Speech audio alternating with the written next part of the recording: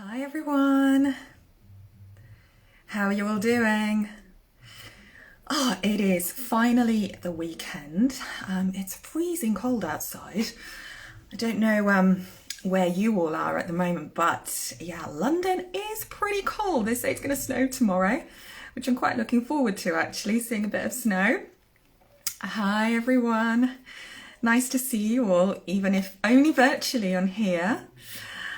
So today, with it being the weekend as well, I wanted to focus a little bit on the value of nurturing ourselves from the inside out.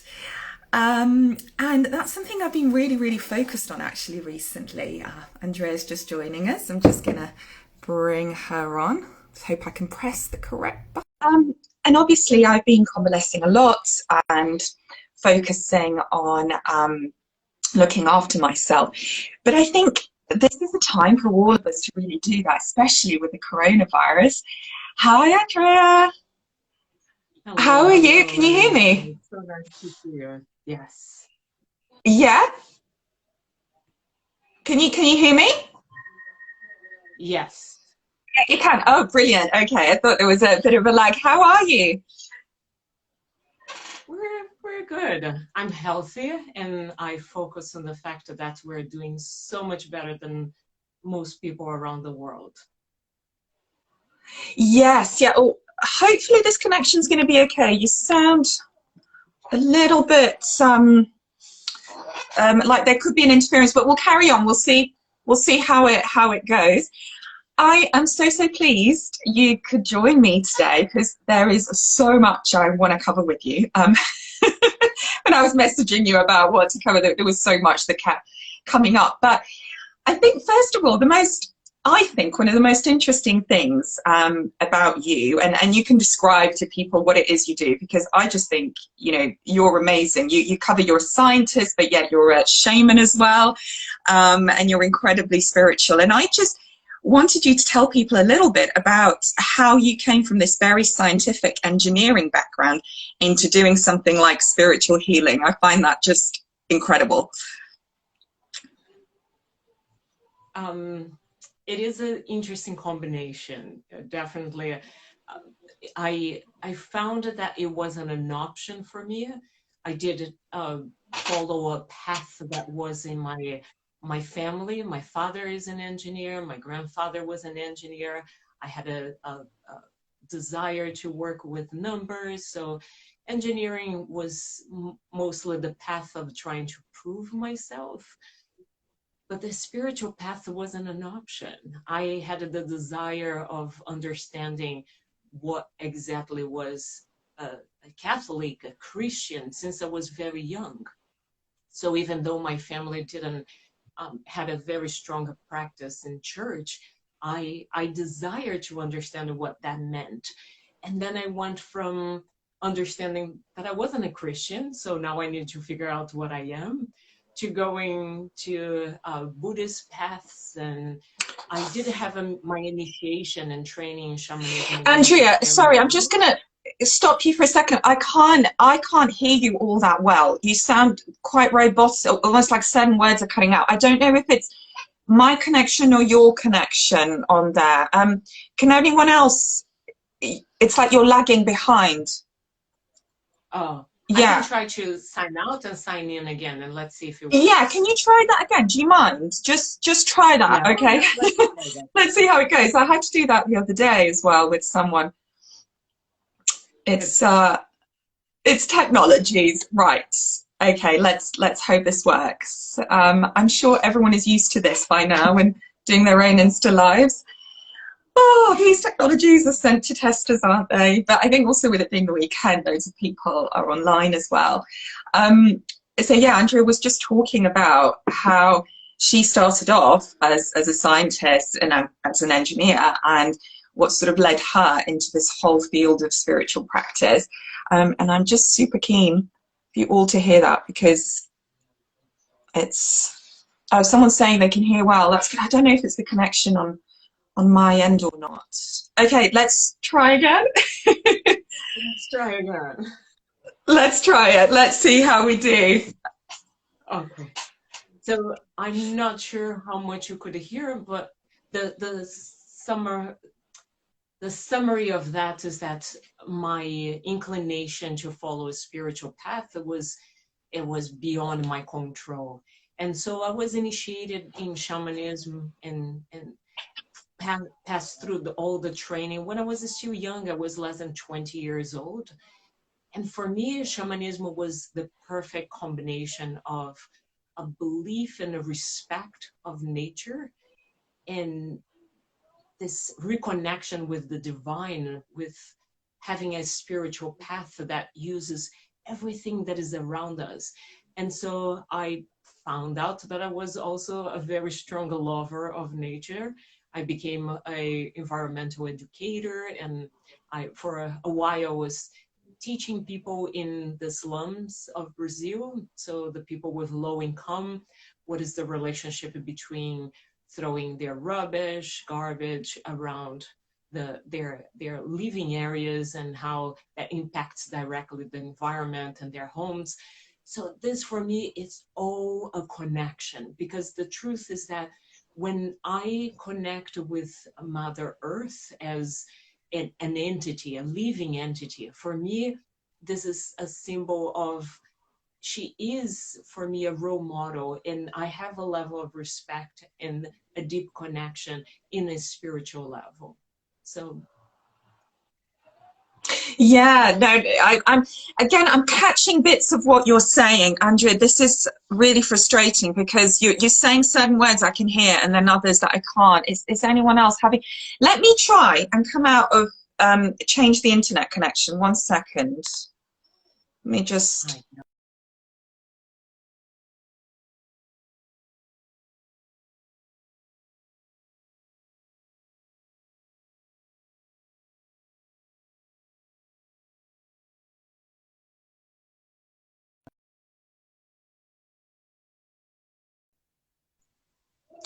I don't know if this is going to be any better. okay, we try. Yeah, we can try. We can try to. We might have to postpone it for another time. It's really frustrating. I've had so many issues with the internet recently. I don't know if you have on your end. And I've so been looking forward to this live. But yes, no, you were explaining kind of how you got into doing the work that you do. So tell us a bit about, what feminine revolution is and why you felt called to setting something like that up and why you think we need this now more than ever. And, I agree with you on this, but tell us more. Absolutely.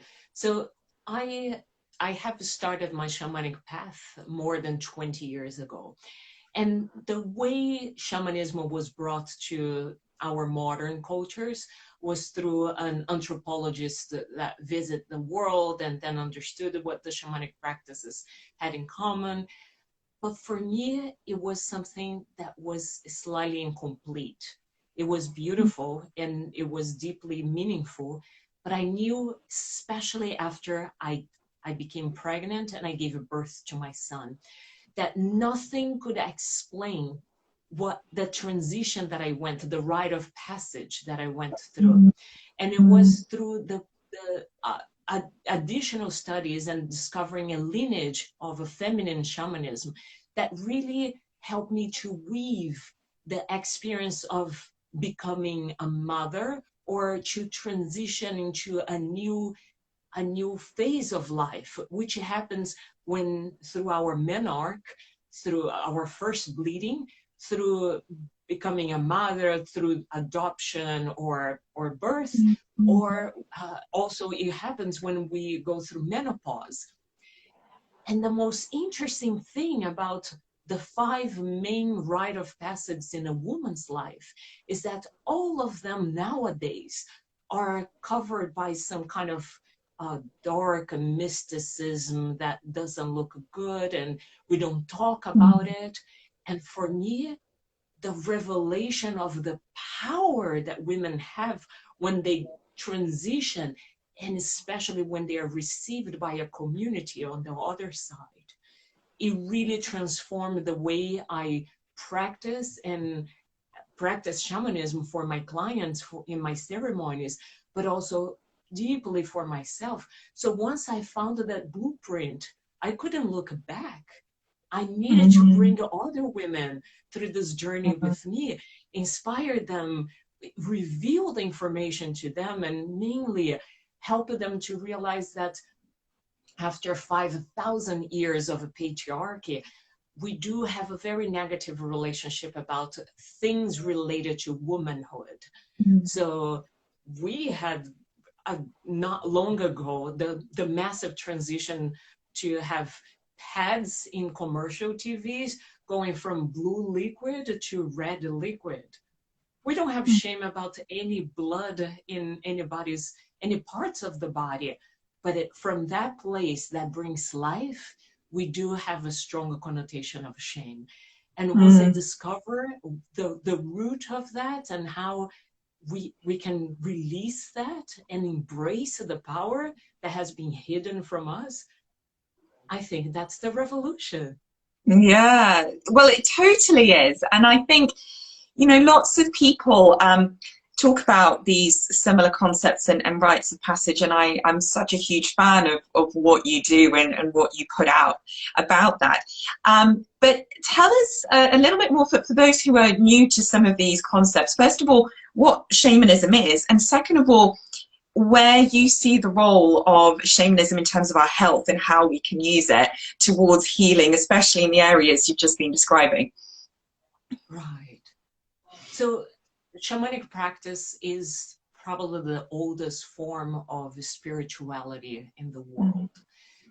This is the main way that men discovered, as we were in different parts of the world, as we were evolving into civilizations.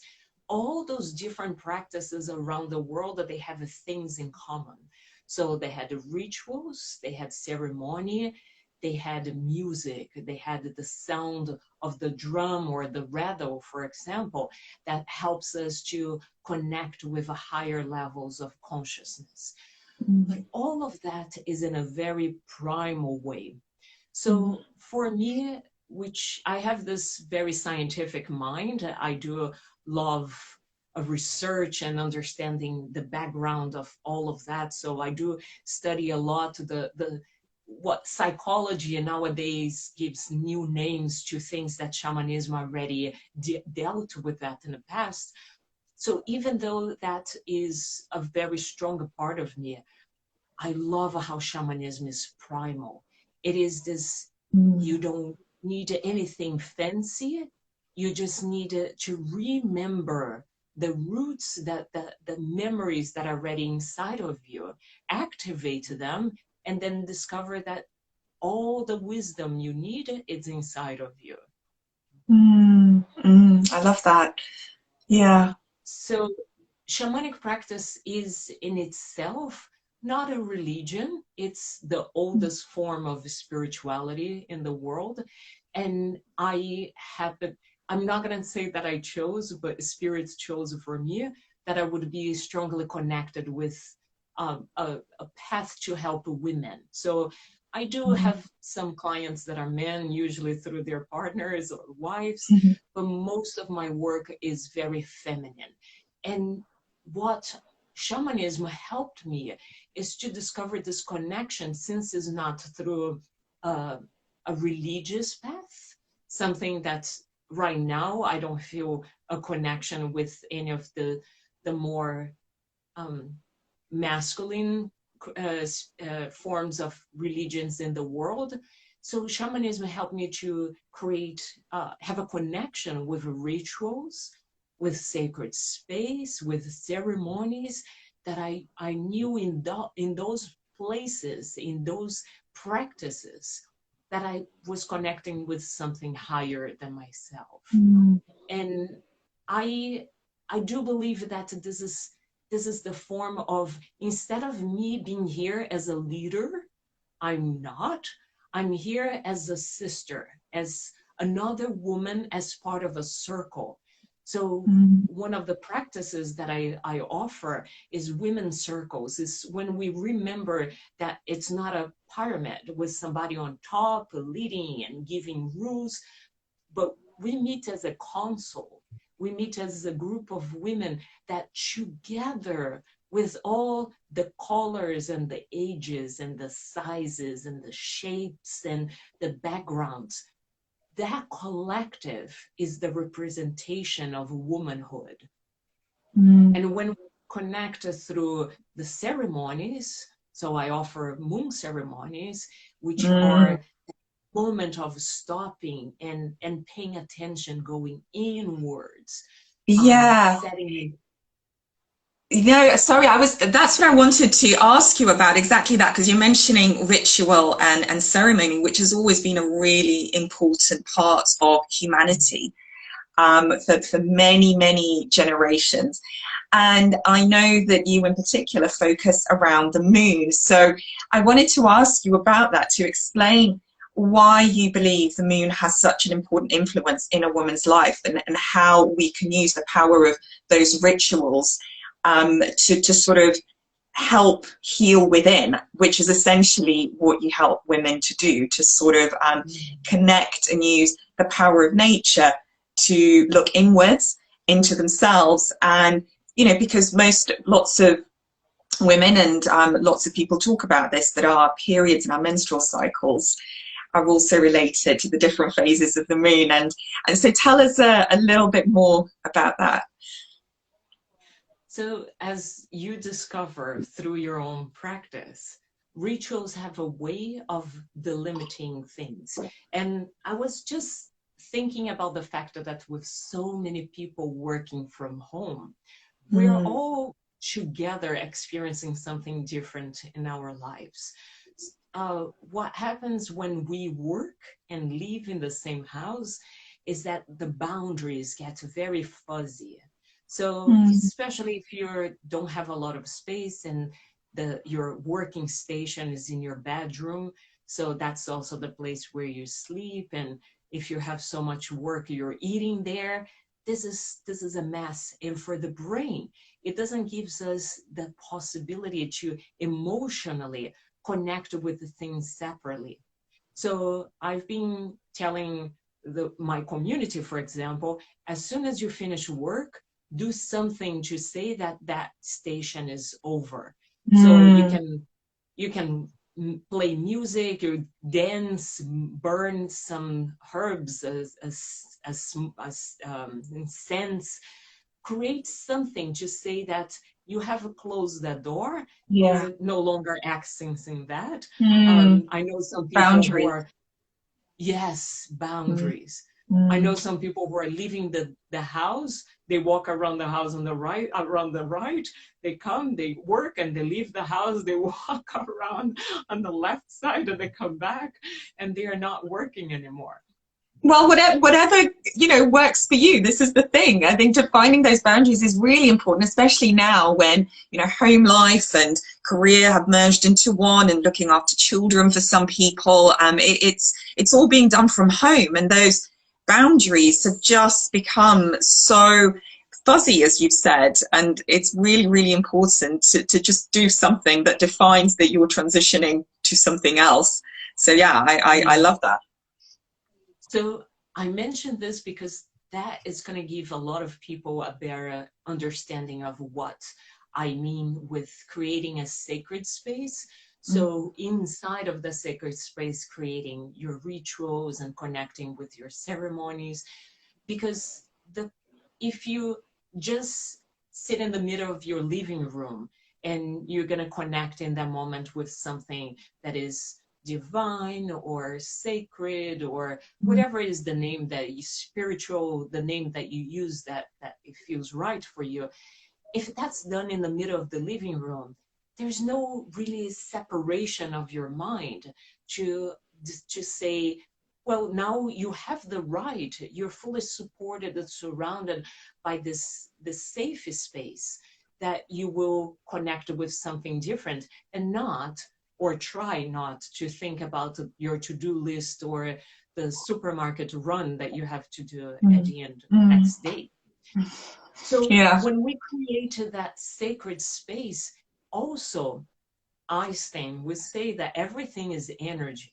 Everything that we connect has that has atoms, and inside of those atoms there is a vibration. So actually everything is energy. When you set the same space, and not everybody has the luxury of having a room for themselves, but maybe you have a corner, and you have that, which was my case. My first sacred space was my cushion. I had this one that it feels really right and it's very comfortable. So that corner where that cushion was, with my candle or the incense, whatever it represents to you, that starts accumulating that positive energy that you put in there. So the same way that when you leave the house and you go meet with the community for a congregation, for a celebration, for something, that is what you're creating inside of your house. And if in my place I also have symbols that will help me to remember what I'm there to do, what I'm connecting with, then that creates boundaries that will help you to stay in that place. And so I teach this to help women to find that space where they will connect, for example, with the moon ceremonies that I lead. So from Hindu, menses, it's connected to the moon, to the cycle of the moon. And it's too much of a coincidence that our inner cycles have about the same length and go through about the same, it goes through the same 4 phases that the moon.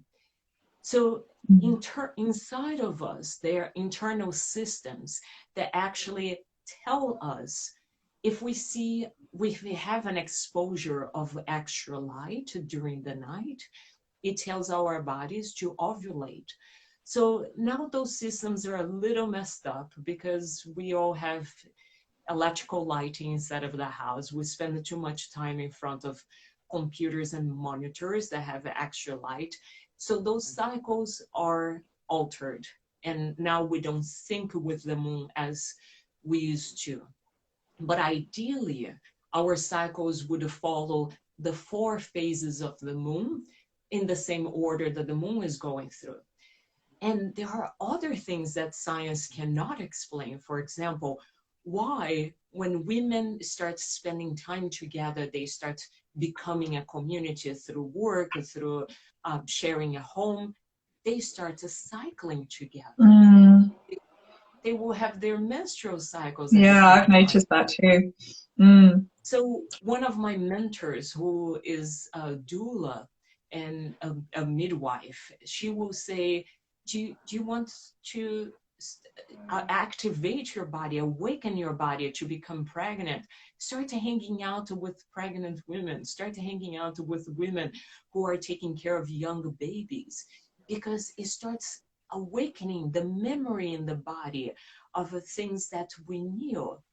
Of course, unfortunately, nowadays we are also plagued by terrible, poor lifestyles, poor diet, environments that are heavily toxic. Lots of stress. So, stress from all angles. So all of those impact, but there is something really primal inside of us that to remember when we are in the place. So for example, when I host a women's circle with 30 women, 25 women in a room, and there are women who never seen that before. They're postmenopausal women, younger women who are in their 20s, and everybody's in the same room. Most of them never saw each other before. And they leave that circle saying, I don't know what happened here, but it feels like I have always belonged to this place. So the moon ceremony, so the moon ceremony is a way to help women, to bring women an opportunity to connect with that quietness without being, let's all meditate in full silence for the next hour. A lot of us don't have that. It's not available. It's really hard to do as well. Intense lives. We're managing homeschooling and the shopping from your app and Mm. trying to put the hours for work. So what I do is I guide them.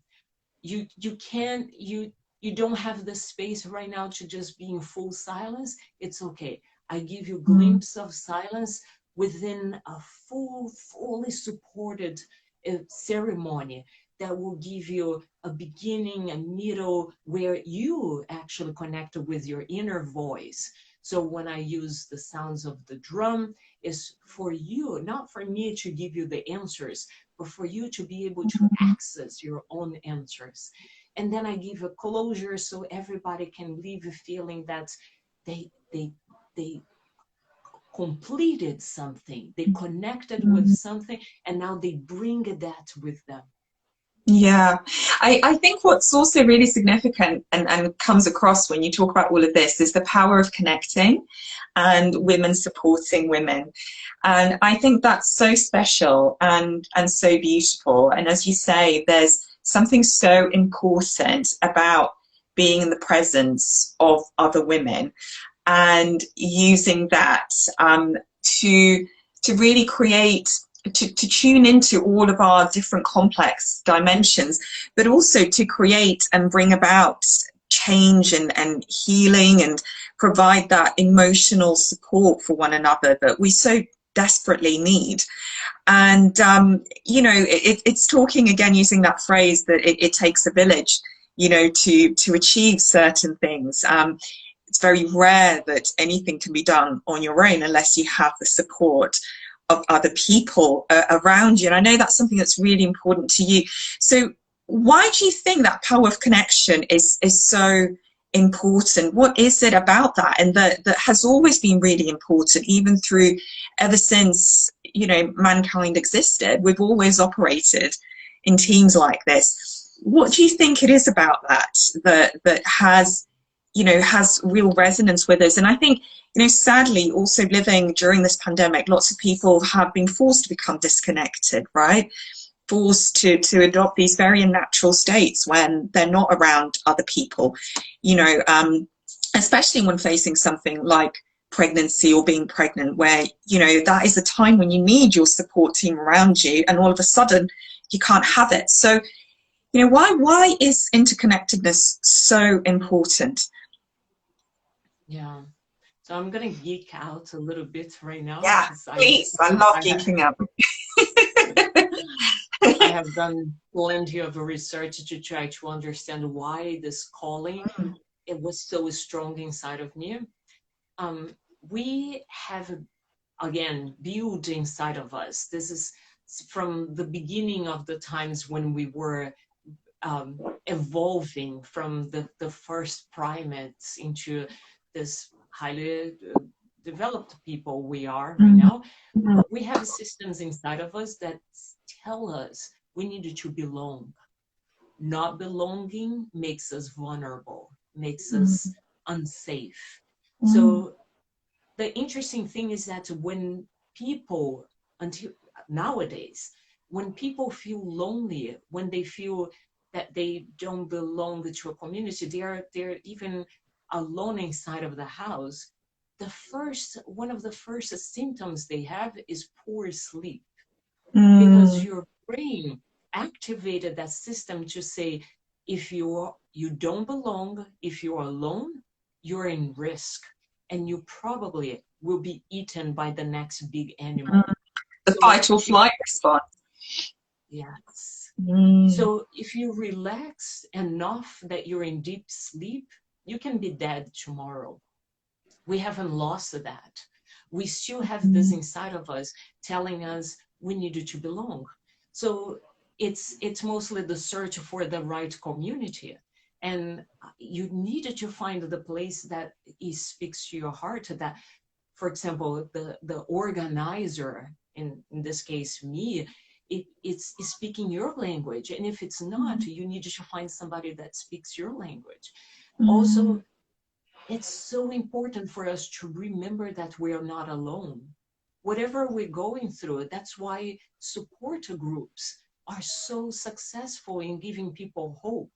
Because when you look around and you say, I can get pregnant. Everybody around me is getting pregnant. Why can't I get pregnant? And then she comes to a group of women that says, I can get pregnant either. But wait, let's keep trying. And then in this large group, somebody eventually gets pregnant, and the collective hope raises. So it's the same thing when we are as women feeling, which is my path. I feel that as I discover the blueprint, as I heal those things in me, I'm here supporting others and showing the path so they can follow. I was severely disconnected from my body as I was in environments that are very masculine. I was trying to prove that I could also succeed through their measures, which they don't work for us in the long term. So overriding and completely not paying attention to the symptoms. I took hormonal contraceptive pills for too long without even researching what I was doing. So through one prescription I just follow for the next 20 years. I feel this is absurd in the year of, in an age that we're so developed right now. We have access to anything through our phones. And most of us don't even stop to question, why do I feel, maybe you don't use the word shame, but you have so many other symptoms.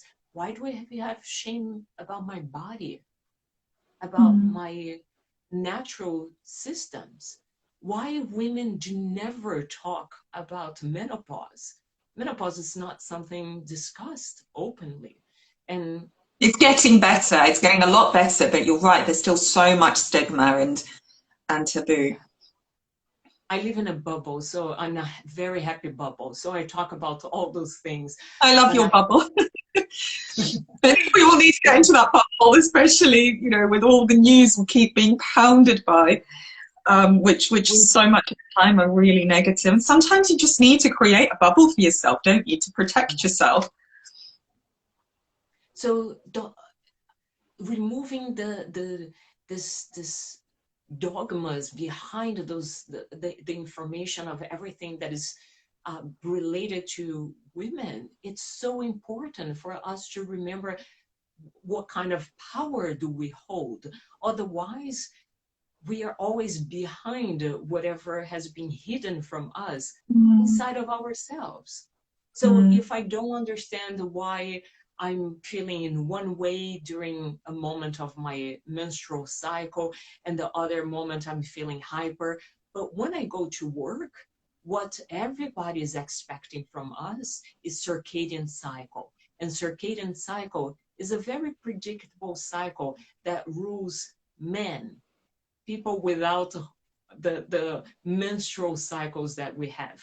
It says that you wake up during the day, in the morning, you have energy, you eat, you exercise, you become active. And when the nighttime arrives, then it's time to rest and you become tired, you go to sleep, and then you wake up the next morning and you always have the same level of stamina. We're not like that. But I was hiding that from myself, or I was pushing myself to behave in a different way because I worked in a corporate world. So the high heels would show up every day. It doesn't matter if I really felt like wearing sweatpants. Yeah. So for me, this is a level of truth that has been hidden from us.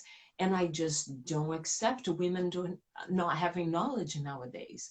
I want as many women to be conscious about what we are here. What is all of this? So I usually start my course joking that nobody would give you car keys and tell you, you can figure that out. Just go. You know how to do this. But a lot of women experience that when they have their first bleeding. They get a box of pads on their bed. They don't receive the information. With no explanation. Yes. Yeah, you're so right. I mean, these are such important rites of passage for all women, and they deserve to be, honored and respected as such. And I think, at least in our Western world, we don't respect them. We almost, as you've used that word, shame. I think there is still a lot of shame associated with them, and it's time that a lot of that changed, and it has to change on a cultural level as well, because in lots of Eastern practice, it's really not like that, is it? There are all these rituals and ceremonies that people do to honor that passage, and which is what you're keen on reintroducing. And I think that is so important, to make someone feel normal, first of all, and then, prevent any of that stigma and taboo from building up, which can be serious impediments to people's health, when reaching out to others and feeling as if they're alone in having a particular experience, whereas actually the opposite is quite often true. And that's why it's so important we do connect with others. As you say, it fosters this sense of feeling safe, which then naturally makes us feel less stressed, and can help in terms, lots of research has shown this can help with our health, and when studies have been shown of people who are more social, have been done on to compare people who are more social than others, they have almost unanimously shown that actually those people also tend to have better health. So there's a lot in that, and I think it's completely underestimated, at least here. And sadly, sometimes there are situations like the pandemic that just make it really hard and impossible. Thank God for technology like this. I was dissing at first when we couldn't connect, but thank goodness we have it. And but before we finish up, I guess if someone is really wanting to sort of commit to a practice where they start to tune into themselves and start to listen to themselves and their body and what it's telling them and their emotions, how would they start doing that? You mentioned creating a little space for yourself before. So what are some of your tips for how someone can get into doing that? So for me, the most important is reconnect with the body. And I would say that as an expert in disconnection, as somebody who had a long part of my life to not even remember that I have a womb, especially if you're in hormonal contraceptives, it's very easy that you don't have symptoms and you bleed, but it's something that you don't connect. It's remember that every single part of the body, it's a part of the team. Yeah. There's no part that it's not important or useful. And nowadays, it's my practice that I can read and I can communicate with the body in a deeper level. So instead of saying, well, I use this for to actually put in practice to manifest the things that this wants. So this is the main thing that I have, and everything else is just a servant of this. Is to know that the whole body has wisdom, whole body has intelligence, the body communicates. So what I tell every single woman is start by observing your cycles. If you, by any reason, do not have a menstrual cycle in the moment because you're menopausal, postmenopausal, you're breastfeeding, you're pregnant, any of that, connect with the cycle of the moon because it's parallel, is a very similar cycle. So connecting with that cycle, and I don't mean geeking out. That's probably my superpower. My gift is that I can understand everything in here, and then I can just take a deep breath and feel everything in here. Is to allow that communication is going to come through the body. So all the times that we are pushing forward, pushing ourselves to do the next thing, is to say, I think this is a message to stop, to move slowly. And culturally, as I was working in corporate work, in corporate corporations, I know that there's always the next thing. As you're barely completing one and you jump into the next one. Well, how interesting that this is a violation of the land. When people who practice permaculture, for example, you must rest the land. We don't rest our bodies. In the whole cycle that we have, the 28 days or so, we are all about keeping going. And when you can't go fast enough, then you just slow down enough that you keep going. So my proposal is radical self-care of stopping and listening when the body says, I can't. And I know that your body had a very strong communication with yourself in the last year, that you went through an accident, that your body was telling you, I cannot move forward. Absolutely. And same with COVID. And actually, same with, every time in the month when we have a period, it's very natural. We feel tired, because energetically, we are not at our best. We are not at the same level as around ovulation. And it's very different. And I have learned to listen to those signals because they're very, very important. We naturally feel as if all we want to do is, hold a hot water bottle to ourselves, go to bed, rest. And you're right, I've spoken a lot about this with other people as well. Sometimes we feel forced to carry on and to be productive, to be efficient. And our bodies are screaming at us and telling us the opposite. And we push and push against it. And, that is, I think, something that we've all done. I don't know a single woman who hasn't. And it's entirely wrong, but it's not our fault because our culture doesn't allow us to do it. And, to take that time to rest. But it's so vital. And you feel so different when you do, when you actually respect and honor what your body's calling you for, so I now know, if I can, during my time of menstruation, I do, create that space for myself and create those little rituals for myself as well, which just respect the entire process, the natural process of what's going on, because it's amazing. It's so amazing. And yet we don't stop to actually even pay any respect to it at all. I think that is one of the single biggest travesties, actually. I really do. And I hope that will change in time. But you also must see it as well, right? A lot. Right. So I teach a course to women exactly to educate them and to inspire them to receive the knowledge and start using the language to communicate with the body. So through practices that we have to do to release the shame. And this shame, as we talked about the rite of passage, very unfortunately, we don't understand the value of the rituals and ceremonies. Because we're all in here. Everything, this is the most important. And when we observe the rituals and rite of passage, we actually realize that they carry on. Whatever the message we women received at our menarche, the first time that we menstruated, is telling us what the society thinks about womanhood. And we internalize it, don't we? We internalize it for life. And those are scars we carry around with us. And the other thing I was going to mention to you is, so much of the time when we are on our periods or menstruating, women get accused of being hormonal. I mean, we even do it to ourselves, and say, oh, I'm being extra hormonal.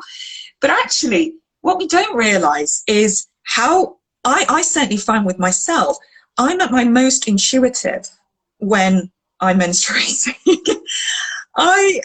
There's something that those hormones do at that time, which really tunes you in like at no other point in my cycle. And you're nodding because I know you agree with this. And, that is incredible, isn't it? If only we stopped to take the time to really listen to what our deeper inner guidance is telling us on this very subconscious level, but it's communicating right? And I just think that by using the language that we do to dismiss all of that, it's actually really damaging. And it teaches us that the only thing we should be reliant on is just logic. And you know, we forget how important our intuition is. And this is from scientist to scientist, right? You know, all of how we've trained and how we've been taught to deal with problems has been based on logic, right? Yet deep within us, we also realize that intuition plays such a significant part. I mean, if you think about it, you know, and people making massive decisions in their lives, quite often, if you really stop to think, most of those decisions are ruled by our intuition overall, right? Sometimes they go against logic. And, you know, why have you found that with lots of women, that they sort of, that teaching them to tune in to their intuition is something that you do? Yes. So it's mostly helping women to find that everything they needed to know is already inside of them. But we as women, because so much has been hidden from us, sometimes we need permission. We need permission. We just don't need the information in front of us, but we need support to say, I could have been one of the most disconnected people I knew, except that I had so much connection with nature. That's the cycle of my body didn't gross me out. But it wasn't something that I paid attention. So I'm here to say, well, I did it. You absolutely can do it. And here are some tools, here are some practices. But before we even get to this one, let's go back and look.